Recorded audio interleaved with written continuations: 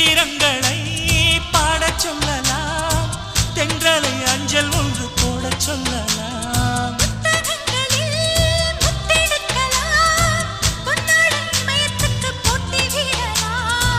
பூமிக்கு பொட்டு வைத்து பார்க்கலாம் பார்க்கலாம், பூவுக்கும் ஆடை தைத்து போடலாமா?